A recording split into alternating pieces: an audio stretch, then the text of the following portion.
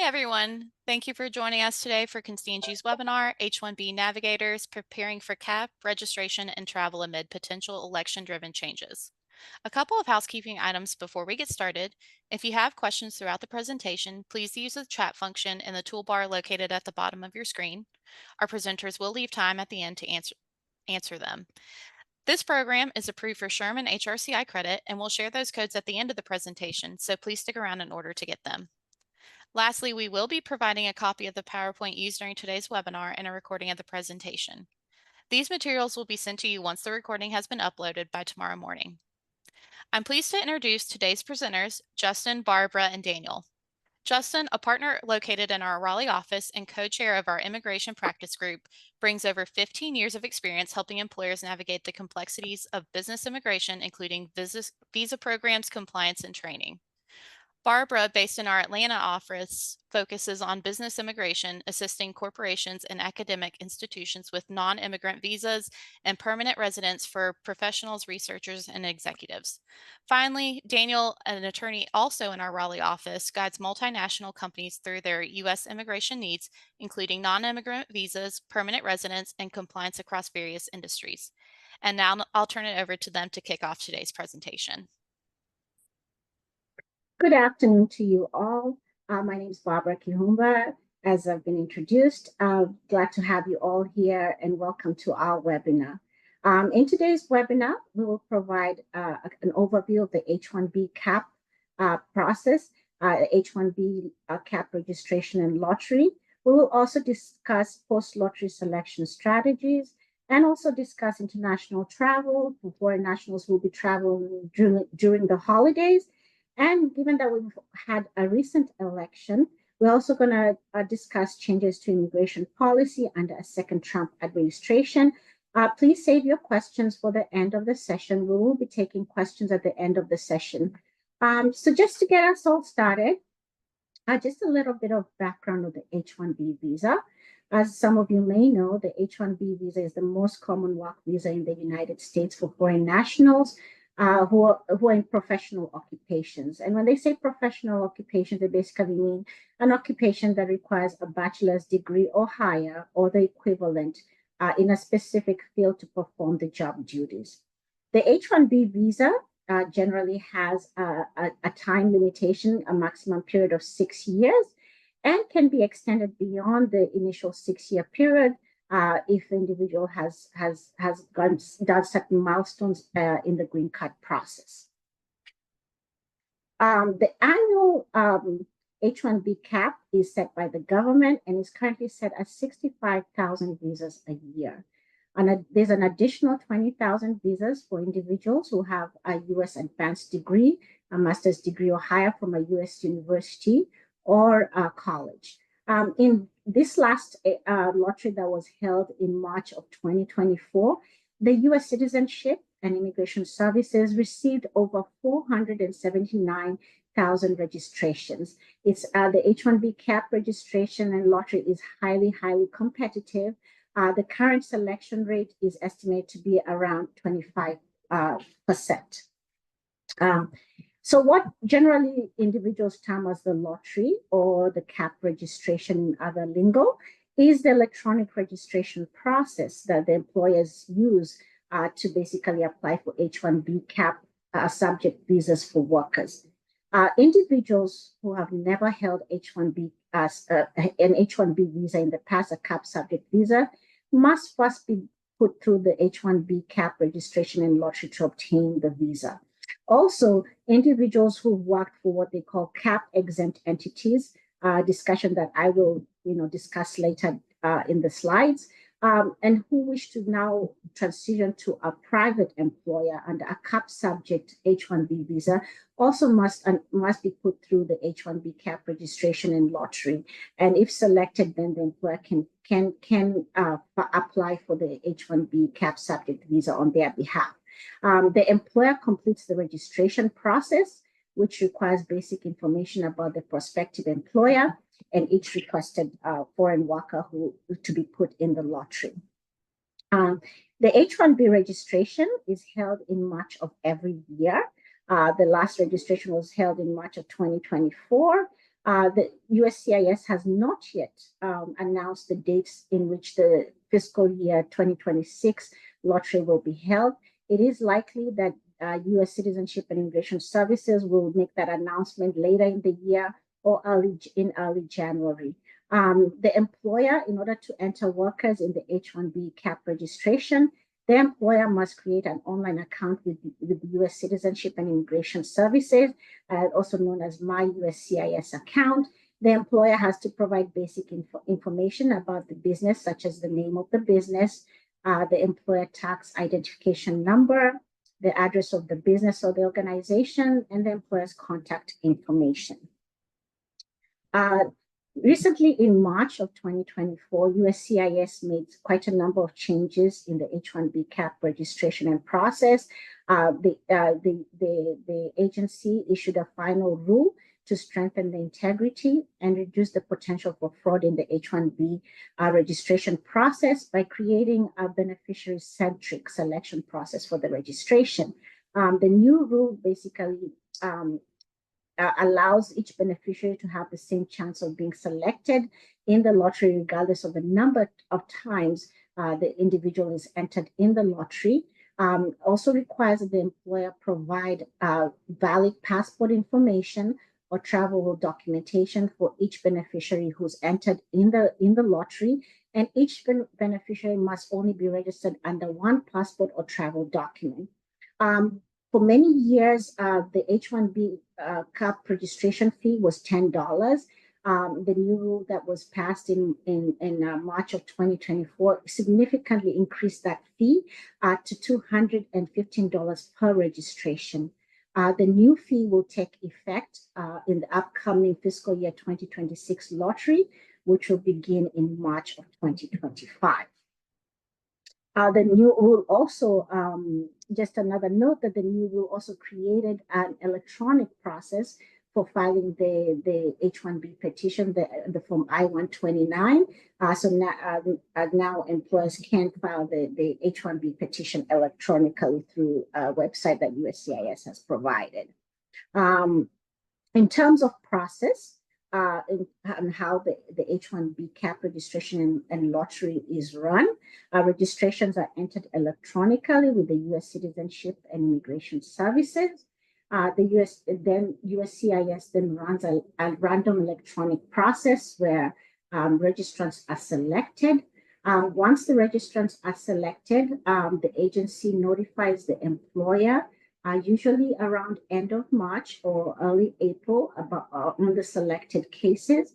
Once the employer receives notification of the selected cases, the employer has 90 days to file H-1B CAP petitions for the selected employees. All H-1B CAP petitions have a start date of October 1st of 2025. So any individuals who are selected in next year's CAP will have a start date of October 1st, 2025. So a common question from a lot of employers is how do we prepare for the H-1B lottery, and how do we identify the workers who we should enter in the lottery? So the first step really in terms of preparation for the lottery is identifying potential candidates for the H-1B lottery. Common candidates for the lottery are any individuals who are currently in the U.S. on temporary visas and need to work more permanently for employers or on longer work visas in the U.S. Examples would be students who graduated from U.S. colleges and university who are currently working on post-completion optional practical training. Also, students who are currently employed on the STEM OPT extension, which is for an additional 24 months of employment authorization, and also foreign national students who are currently employed on curricular practical training. Another common segment of registrants would be considered would be multinational managers and executives and specialized knowledge employees for corporations. These are individuals who are typically on the L1 visa, which is subject to a time limitation. So, for example, for individuals who are specialized knowledge employees on the L1B visa, there's a time limitation of 5 years. And for individuals who are on the L1A multinational manager executive visa, there's a time limitation of 7 years. These individuals usually must depart the United States at the conclusion of the time limitation, remain outside of the United States for 1 year, and then apply again to be eligible to apply again for the L1B or L1A visa. A lot of times employers want to transition these individuals to H-1B status to overcome that time limitations. If the individual has an approved immigrant petition and obtains an H-1B visa, they can extend their stay in the United States utilizing that H-1B until such time that they're eligible to apply for the green card. Another segment that you want to consider for entry in the H-1B visa would be TN visa holders. TN visa holders are typically Canadians and Mexicans who are eligible for the TN visa, and especially those ones in the green card process. Because as part of the TN visa, an individual has to show non-immigrant intent, which creates certain issues in the green card process. And for that reason, you maybe want to consider transition them into the H-1B visa that doesn't have that limitation. Also, prospective hires who live abroad, would you want to enter those individuals in the lottery, as well as foreign nationals who are currently in the United States in other temporary non-immigrant status. By way of example, an individual who's in the United States on a visitor visa, and the company would like to hire that individual for future employment under the H-1B cap registration and lottery. And another step that employers should consider, of course, is gathering the necessary documentation and information for individuals who are to be entered in the cap registration. For example, putting together a detailed job description for the position, employment position, salary information that would be needed for the H-1B cap petition when the individual is selected, valid passport information or travel document information, as well as academic credentials of the individual. If the individual has a foreign academic credential, then you may want to consider doing a translation of the foreign credential as well as a credential evaluation to ensure that the credential is the equivalent of a bachelor's degree in the United States for entry into the H-1B cap registration and lottery. Employer also should confirm whether the employee meets the criteria for H-1B visa eligibility. For example, does the position require a bachelor's degree to perform the job duties? And does the employee have the required academic credentials and other qualifications for the position, such as licensure? If the position requires licensure, the individual is required to have that licensure to qualify for the position.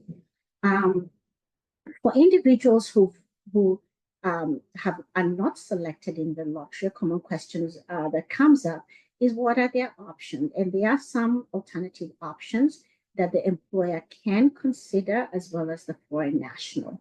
By way of example, the H-1B cap exempt filing, which I will discuss further. For individuals who are already in the US in F1 status and have graduated with a science, technology, and engineering and mathematics degree, those individuals are usually eligible for an additional 24-month STEM OPT extension. And so in those situations, the individual may want to consider and certainly should consider applying for the STEM OPT extension, which has to be applied for before their OPT status expires. Another alternative for individuals, for example, F1 students who've exhausted post-completion optional practical training, as well as STEM OPT, is to return to school and get what we term as day one curriculum practical training, which would allow such an individual to continue employment under curriculum practical training in the area of study, while also giving them an opportunity to remain in the US and possibly being entered in the lottery another time in the future. From individuals who are Canadian nationals or Mexican nationals, those individuals would be eligible for the TN visa, which I will discuss further. And so that's a consideration that the employee and the foreign national can take into account. And then there's the O1 visa for individuals of extraordinary ability, in the sciences, in education, business, and athletics. The E3 visa is for Australian nationals, and the H-1B1 visa for individuals from Chile and Singapore. Do keep in mind that quite a number of these alternatives, for example, the TN visa, the E3 visa, and the H-1B1 visa options are country specific, and they're based on specific treaties that the countries have with the United States, which allow the qualified individuals to apply for visas under the various categories. Another factor to take into consideration is that most employment-based visas are employer-specific, and the individual can only work for the employer who sponsored the visa. So a little more detail about the H-1B CAP exempt petitions. CAP exempt entities can file H-1B visas for their employees at any time. And if an entity is CAP exempt, it does not need to go through the H-1B CAP registration and lottery. Examples of CAP exempt entities would be, if an individual is being employed by an institution of higher education, nonprofit research organization, government research organization, or nonprofit entity related or affiliated with an institution of higher education. These employers can typically file H-1B petitions at any given time. And as mentioned, if an individual has an H-1B that is CAP exempt, and that individual wants to transition to a private employer that is CAP subject, they have to also go through the lottery. So if you have a CAP exempt H-1B, you cannot just automatically apply to a private employer for CAP subject H-1B unless you're counted towards the CAP. Just a little bit of additional information about TNs. As mentioned, the TN visa is specific to only Canadian and Mexican nationals under the US-Mexico-Canada Agreement, previously known as NAFTA. In order for individuals to qualify for the TN visa, the position has to be a professional level position, and it has to fall under the TN occupations list under the US-Mexico-Canada Agreement. Examples of professional positions that are eligible for TN status under the TN occupations list would be engineers, physicians, mathematicians, chemists, biologists, and epidemiologists. This is by no means an exhaustive list. It's a quite lengthy list of occupations that would be eligible under the TN category, and one would have to basically look at the TN occupations list to determine if the individual is eligible under that category. The individual, of course, has to be a member of one of the professions that are recognized under the TN occupations list, and also has to meet the minimum education and alternative credential requirements for the position. If approved for a TN visa, there's really no maximum amount of time that an individual can renew the visa. So it's a wonderful visa option for individuals who are from Canada or Mexico. As mentioned, the E3 visa is for nationals of Australia and is who have a treaty between Australia and the United States that permits these individuals to apply for the E3 visa. The individual has to have an offer of employment from a U.S. employer in a specialty occupation. Essentially, what that means is an occupation that requires a bachelor's degree or higher in a specific field to perform the job duties, and the individual has to possess the necessary academic and other qualifying credentials for the position. Lastly, the H-1B1 visa. This is catered for individuals from Chile and Singapore. Again, as with the E3, the individual has to have an offer of employment in a specific occupation that requires a bachelor's degree or higher to perform the job duties, and has to possess the necessary academic or qualifying credentials to qualify for the H-1B1 visa. And with that, I now pass it on to my colleague Daniel Ball to discuss H-1B scrutiny, RFEs, and denials. Thank you so much. Thank you, Barbara. Hi, everybody. My name is Dan, and I'm a associate here at Constangy, and I'm going to talk about the infamous request for evidence, denials, travel issues related to CAP, and um, potential travel issues with the incoming administration after January 20th. So requests for evidence. There's a handful of requests for evidence that we see more frequently than others. Those are the specialty occupation, beneficiary qualifications, maintenance of status, and employer-employee relationship RFEs. Specialty occupation RFEs are a common RFE, and they scrutinize whether the position requires at least a bachelor's degree or equivalent in a specific specialty. So some of the things that USCIS will look at is whether or not the degree requirement is too broad or too general. Sometimes they look at the occupational category that's used and will scrutinize whether or not you chose the right occupational category.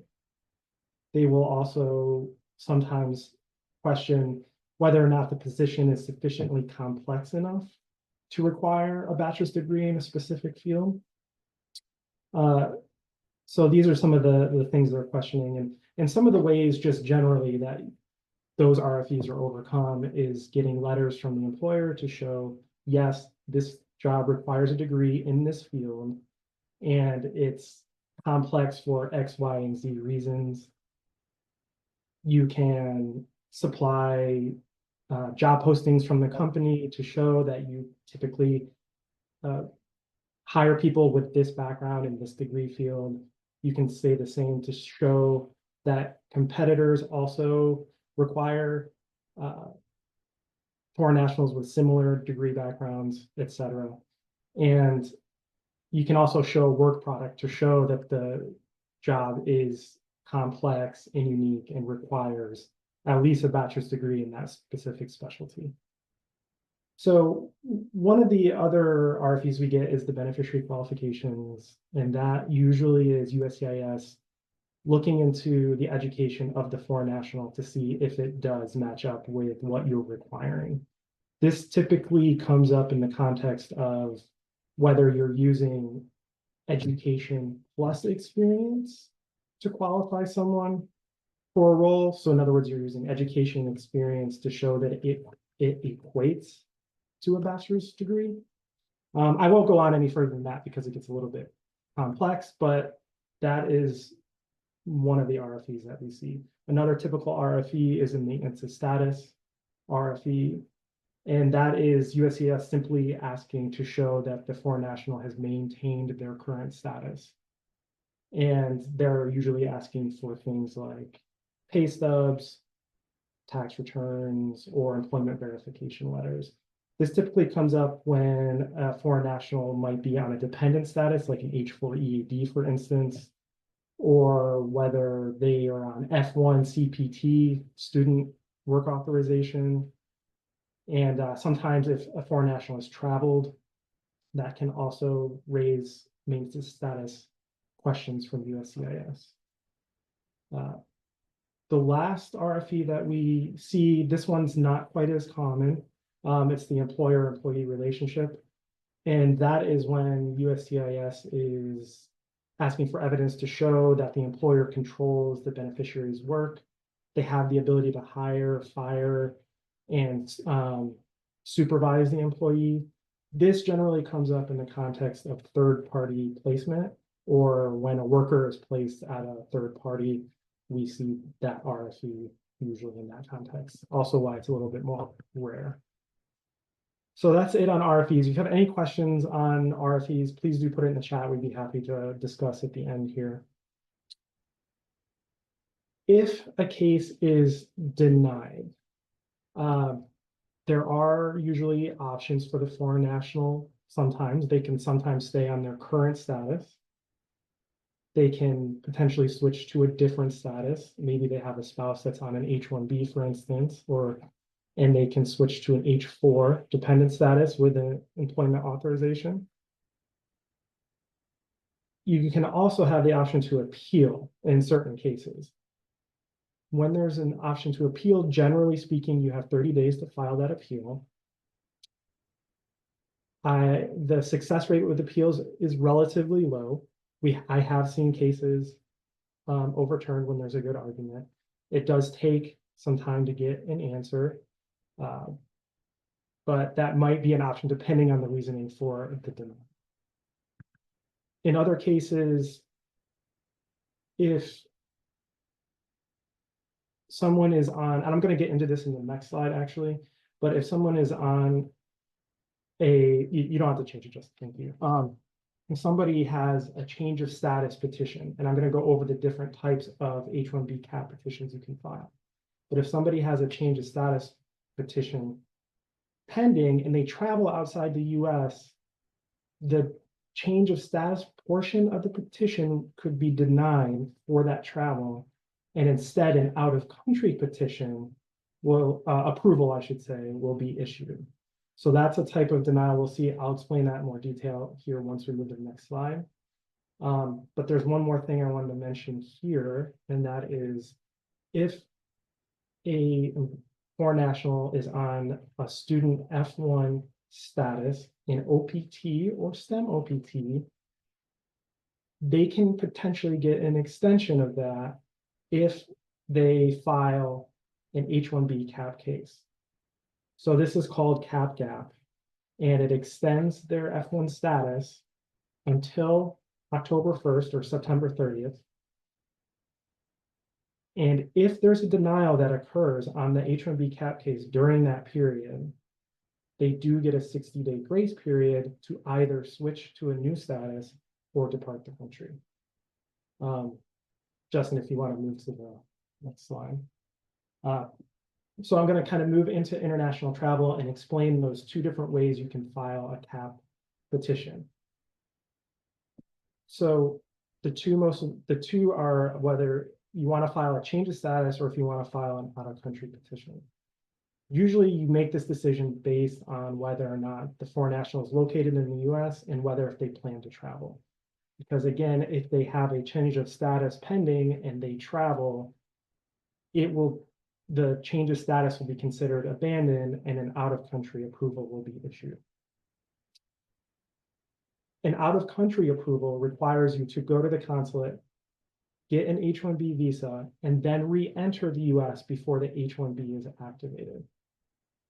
So this is why the change of status tends to be the most common form of a petition. And that's because it doesn't require the foreign national to do anything. They can simply just switch from the current status they're on to H-1B status, generally on October 1st, when that approval goes into effect. If they are planning on traveling or are not located in the US, generally speaking, an out-of-country petition will be more advantageous. Again, they will travel to a consulate, get the H-1B visa, and then re-enter. But there is one important part about that, and that is they cannot re-enter the US until 10 days prior to the effective date on the H-1B approval notice.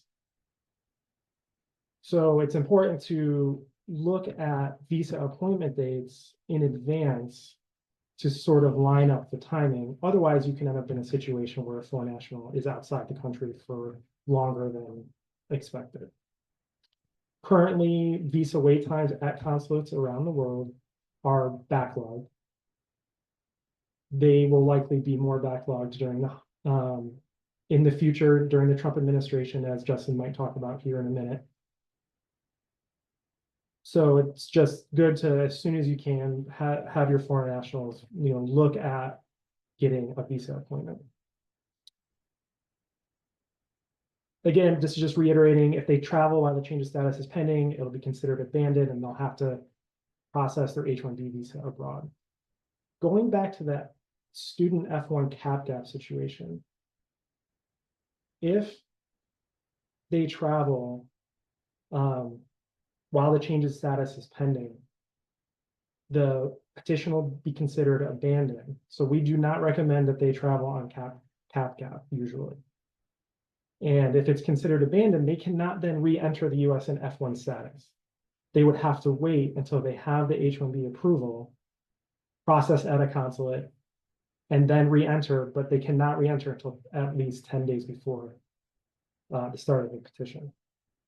So you could end up in a situation again where a foreign national is outside the US. And RFEs or denials in that context can delay that situation even further. So international travel, generally this is for foreign nationals in general, not just in the CAP context. We in our practice have a practice of asking that the foreign national reaches out to the team before they travel so we can take a look at their documents. We're generally looking for whether or not they have a valid visa stamp.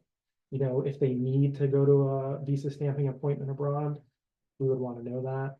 And we also look to see if they have any cases in process. For instance, an extension or something pending with immigration. And most importantly, a green card application, if that's pending, travel could impact that. So that's something we always want to make sure we're keeping an eye on. And then just in general, documents we ask they should be bringing with them when they travel are a valid passport with at least 6 months validity, a valid visa stamp, proof of employment, so pay stubs or an employment verification letter, and F1 students if they're traveling and they want to have an endorsed I-120 for travel from the university. Whenever an F1 student does want to travel, we do recommend that they reach out to their university to also check with them before they travel. As I was saying, visa appointment availability around the world is backlogged at certain consulates. And during the holiday period, if they're traveling, this is something that might even be more delayed or backlogged. And international travel after January 20th of next year is likely to also be backlogged with more scrutiny and delays. Which brings us to travel with the incoming administration. So we don't know for sure or for certain what things are going to go into place, but we have an idea of some things that are likely to happen. And the first being the travel ban. In the last Trump administration, the first travel ban was signed 7 days into the administration. And there were several different versions of the travel ban. Some ended up in the courts and did not get implemented, others did. But we do expect that that's likely to happen again. The administration has had public statements saying that they plan on doing that, and that's something that can happen relatively quickly. Some other things that may happen are waivers of in-person interviews for visa applications that are more routine. Visa renewals that were low risk in the past didn't require an interview, but this is something that they might do away with, requiring an interview before you can get it processed. And that is likely to cause delays and backlogs at consulates just because of the increased volume. We also are likely to potentially see administrative processing increase. This is where someone will go to the consulate, process a visa, and they hold onto it, potentially for security checks. But we're expecting that might increase, and that can be frustrating because they don't necessarily give any information on why it's an administrative processing or any timeline on how long it will take. And then some other things that could happen are just a little more scrutiny on routine visas like tourist and business visas. And if you're processing an actual visa application at the consulate, there may be more scrutiny and an increase in processing times and denials. So ultimately, some more delays at the consulates and a little bit more unpredictability. And with that, Justin, I will hand it over to you for more potential changes. Thanks, Dan. Thanks for that, and Barbara as well. So we thought, given that there is an election that happened since the time we scheduled this webinar, that we would touch on the incoming Trump administration in some potential changes we may see with immigration policies and processing under the new administration. We're not going to delve into all of the various changes that we may see come about today. That's not our focus. We're going to just touch on a few things. We're going to touch on the H-1B program, foreign students, green card processing, and some humanitarian programs. Now, let me say before we go into this, that the things we're going to discuss have not yet been implemented.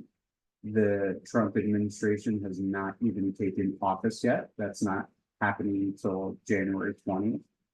And these changes that we're going to discuss are potential changes, right? It's speculation, but it is educated speculation based on what we saw during the first Trump administration and noises that we've heard from Donald Trump himself and people around him since the first administration up until quite recently.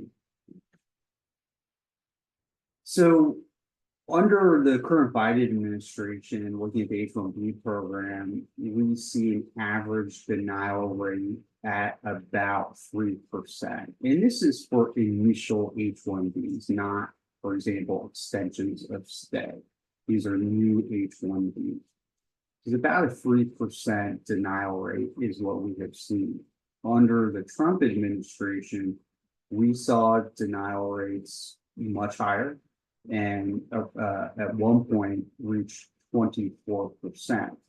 Now you'll notice in these numbers, they go from 13 up to 24, back down to 13. So there's some variation there.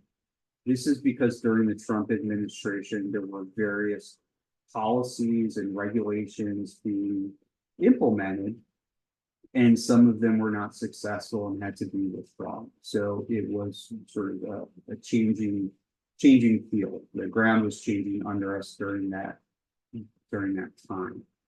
And we may see some similar situations in the future. So looking under the hood at potential policy changes and practices that might result in increases in H-1B denials and RFE rates, what might we be looking at? Well, the H-1B is for so-called specialty occupation. Okay? So one thing that we expect is possible is that the Trump administration may look to redefine the definition of what qualifies as a specialty occupation. And they may redefine specialty occupation in a way that narrows eligibility. So that could make less occupations eligible for H-1B status that are currently eligible. It may also make how someone qualifies for an H-1B, what we have to show for that applicant. It could make that more restrictive. It could make that more difficult as well. Another policy change we may see occur is so-called eliminating deference to prior decision making. So deference to prior decision making means if a government agency processed an immigration application, we would say they approve it, and they're processing the same type of application in the future, an extension, nothing's changed, right? Same petition, it's just an extension, all the facts are the same. The government should give deference to its prior decision making. If we approved it before, unless something's changed, we should probably prove it again, right? That seems pretty logical. Under the prior Trump administration, they revoked deference to prior decision making. So this allows government adjudicators, decision makers, much more discretion in processing immigration applications. And it gives them more flexibility to deny extensions, even though maybe no facts have changed. So these sorts of actions can result in an increase in both denial rates and issuance of requests for evidence, which Dan talked about earlier. We saw a dramatic increase in issuance of requests for evidence under the first Trump administration, and we expect that is likely to occur again. The impacts typically of a big increase in requests for evidence, RFPs, it slows down processing.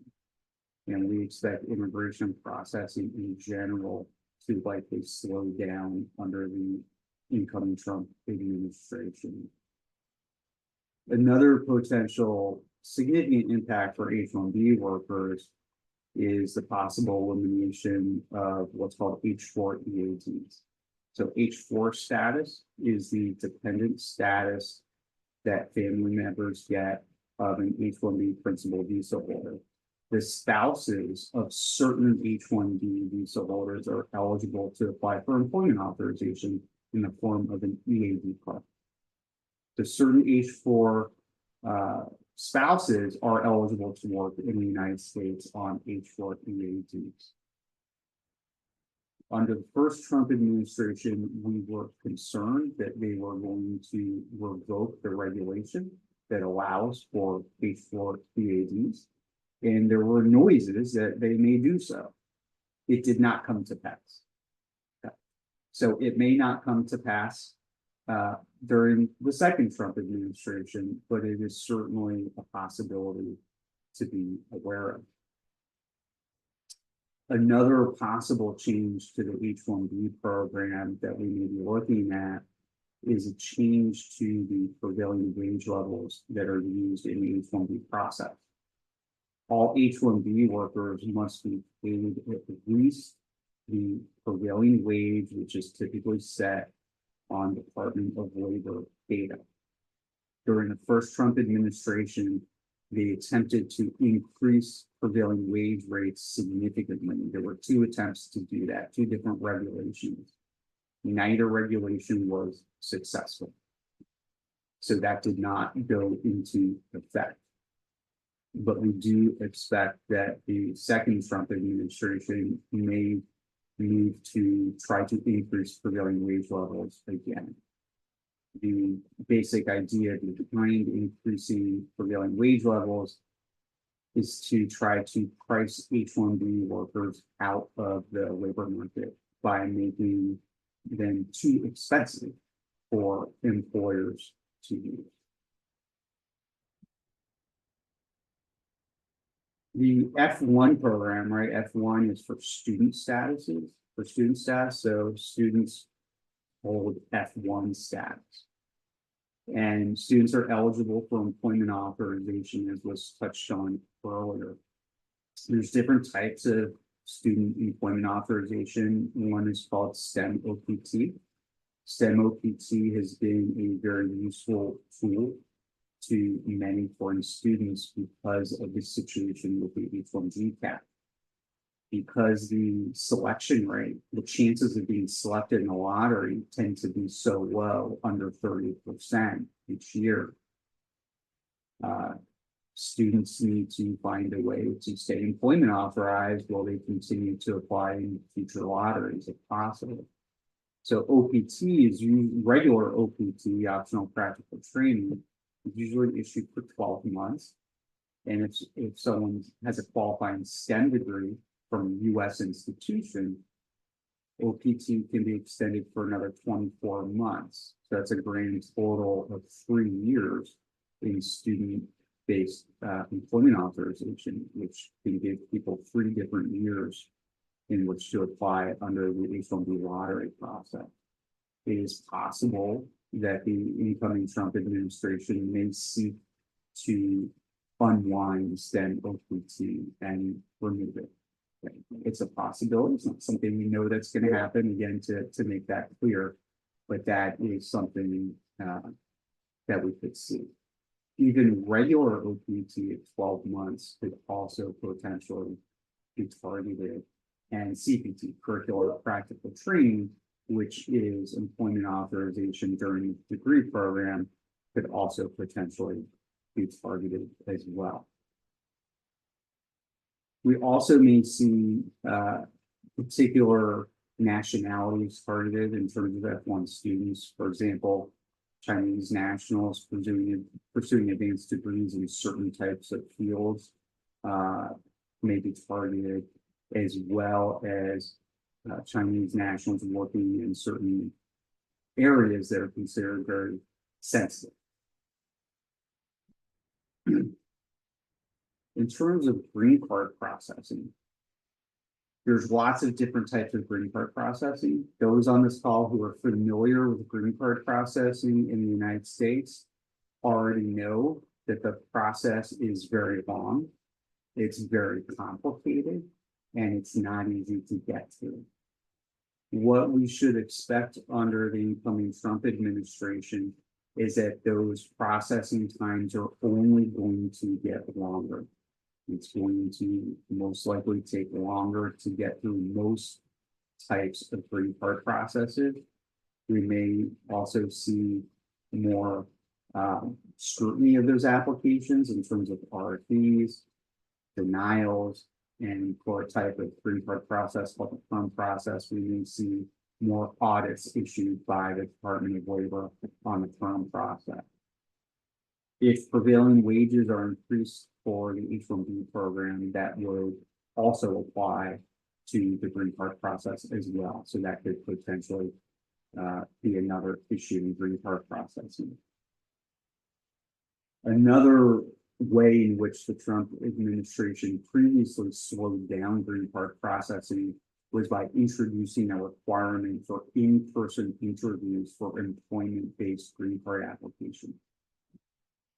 So in the past, typically for employment-based green card applications, an in-person interview was not required because the questions that immigration authorities might have about that application typically could not be answered by the sponsored employee. They would have to be answered by the employer. So those questions were addressed by issuing RFPs. The interview process for employment-based cases typically doesn't make a lot of sense, my personal opinion. The adjudicators don't really gain a lot of information from the sponsored employee by conducting these interviews. But what it does is slow down the process. So that's another way it's likely to be slowed down. They're also likely to require more and extensive additional biographical data for green card application. And they do seem very interested in social media accounts, so be aware of that. And that's not just for green card applications, by the way. All types of visa applications, they've become increasingly interested in looking at people's social media. So we want to be aware of what they're putting on social media and make sure it's not inconsistent with what's represented in their immigration filings. For example, at some companies, people use business titles, right? And maybe that's different than their internal official job title. Maybe their business card, maybe their social media has a different job title on it than what's listed in their immigration filing. If government officers pick up on those inconsistencies, it could lead to questions, it could lead to RFPs, it could lead to problems. So we want to make sure our social media accounts are consistent with immigration filing. And if we have foreign national employees who maybe reside abroad, work abroad, travel into the United States for business meetings, and their employer is a U.S. entity, maybe on their business cards, maybe on their social media account, they list a work address as within the United States, even though they don't actually work in the United States. They work abroad.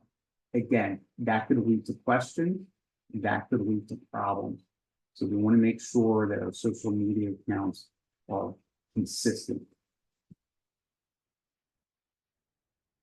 Now, I'm going to talk about these humanitarian programs for a minute here. And even though these are not employment-based, right, they're not sponsored by employers, this is significant to the labor market. So there's a number of different types of humanitarian programs that provide both legal status and the ability to work in the United States. They provide employment authorization, things like temporary protected status. There's various parole programs. There's a relatively new parole program for Ukrainians called Uniting for Ukraine, for example, that also allows Ukrainians to apply for employment authorization. Deferred action for childhood arrival. That program, what's left of it, may be gone under the incoming Trump administration. And the Trump administration may also seek to reduce or stop refugee admissions to the United States. And they have targeted the asylum program in the past, and we should expect that to occur again.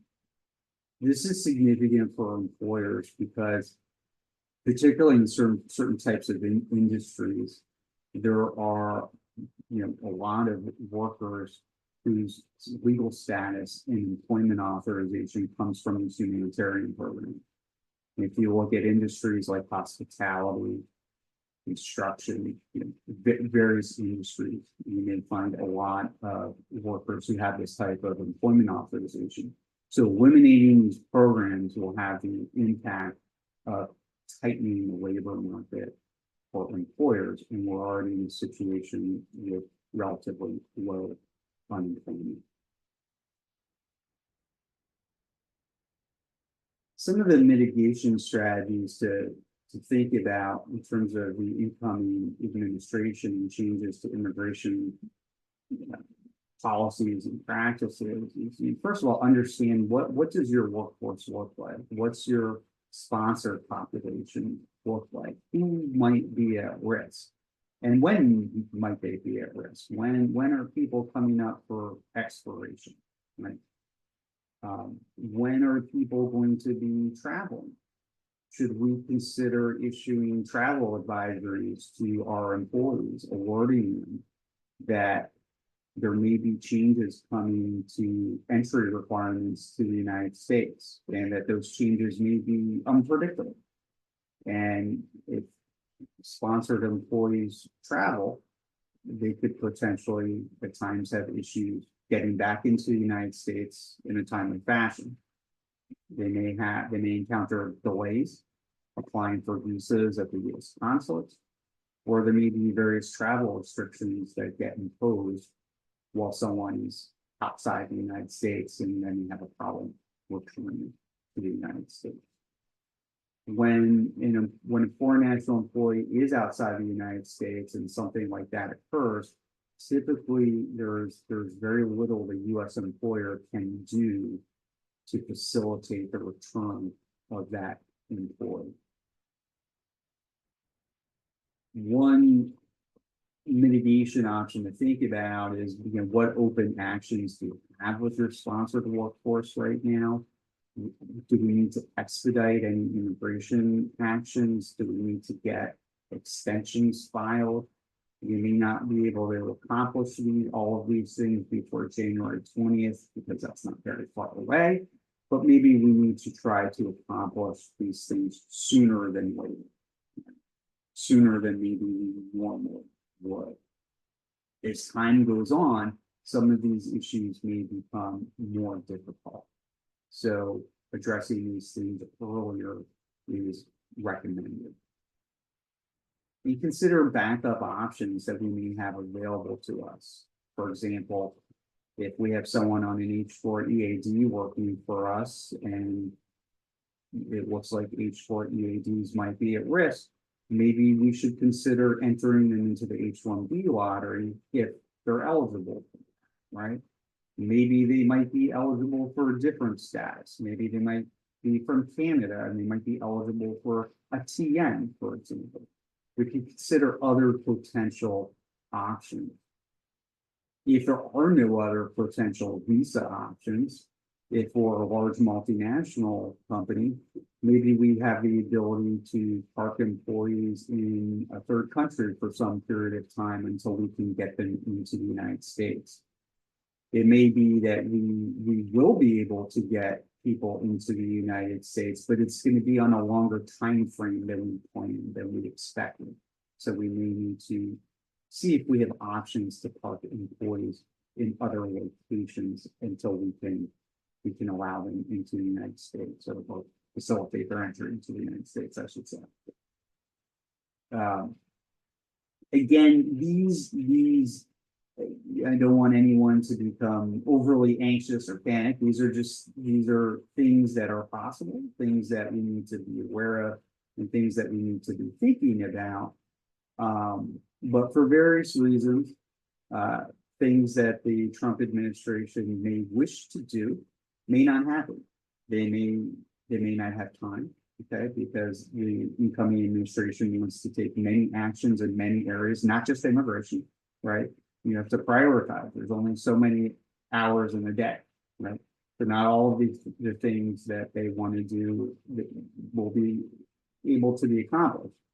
And some changes will get potentially challenged in court. There'll be litigation, and they may not stand up to scrutiny in the courts. That happened several times in the first administration. Many regulations were enjoined by the courts during the first Trump administration. So with that, we can open up to any questions that we may have in the chat. I don't know if you have any questions in the chat. Again, Barbara, you're able to take a look. You have anything you can address?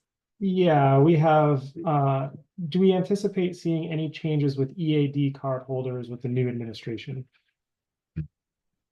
Yeah, good question. So there are so many different types of EADs. That's a very broad question. But, as I said earlier, H-4 EADs, that could potentially be at risk. For EADs that are issued pursuant to some of these humanitarian programs, again, that could be at risk, as well as STEM OPT EAD. The other issue with EADs that we may see generally is right now there are auto extension rules in place for many types of EAD. So if an EAD is expiring and someone timely files to renew that EAD, they can get an auto extension while the renewal application is pending, right? And the reason for that is because the government's very delayed in processing all types of immigration applications, including EAD. So right now, many EADs are eligible for an auto extension of up to 540 days, right? Quite a long time. That could be at risk as well. You could see the auto extension periods either reduced or potentially eliminated altogether. If they eliminated the auto extensions, then that will likely result in individuals having gaps in employment authorization until their new EAD arrives. We have another question. Any idea how high prevailing wages for H-1B can go based on past Trump administration efforts? Yeah, so that's a good question, and we don't know, but we saw 2 rule changes.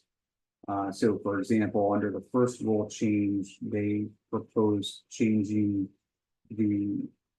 off the top of my head, for wage level 4, which is the highest wage level, they were moving that to, I believe that I want to say it was the 96th percentile in terms of how they calculate these things on DOL wage data. That rule got enjoined. The second rule, I believe, proposed wage level 4 at the 90th percentile, which is quite high compared to where it had been before. So I can't give you exact numbers, but they were looking to significantly increase those wage levels. One proposal I have read about in a document called Project 2025 was to eliminate the first 2 wage levels altogether. So there's 4 wage levels. Wage level 1 is the lowest, wage level 4 is the highest. And there's a proposal in Project 2025 to just eliminate the first 2 wage levels, so you'd only have wage levels 3 and 4, the highest wages. So we'll have to wait and see what that looks like. I do expect that any action on that front would likely be challenged. We would likely see litigation around any significant changes to wage level.